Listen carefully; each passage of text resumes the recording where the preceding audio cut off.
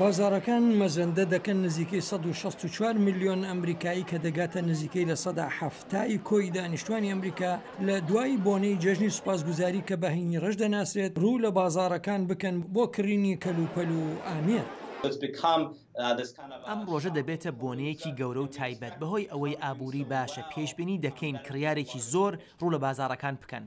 گروپی گەورەترین پیشەسازی فرۆشتن دەڵێت لەمڕۆوە هەتا مانگی داهاتوو پێشبینی دەکرێت بە تێگرا هەر هاوڵاتێکی ئەمریکایی بڕی $967 خەرج بکات.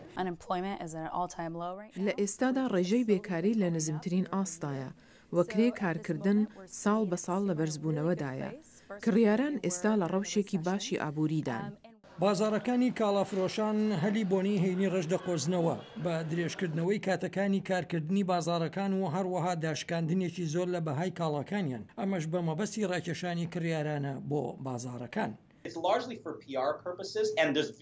ئەمەش بە زۆری لە پێناو بەدەستهێنانی پەیوەندی گشتیدایە و بڕی کاڵاکان زۆر کەمن بەڵام دەتوانن ئەوەی گەرەکیانە بیکڕن. پێشبڕکێکە بۆ کڕینی کاڵاکان بە نرخێکی هەرزان زیاتر بۆ ئامێرە ئەلکترۆنیەکانە و زۆرێک دەڵێن هەینی ڕەش دەبێتە پەیوەندیکردنی ڕاستەوخۆ و هەروەها زیادبوونی ئاستی کڕین لە ڕێی ماڵپەرەوە ئەوەی وەک شیکاران دەڵێن ڕەنگە فرۆشتن لە $100 میلیارد تێپەڕێت.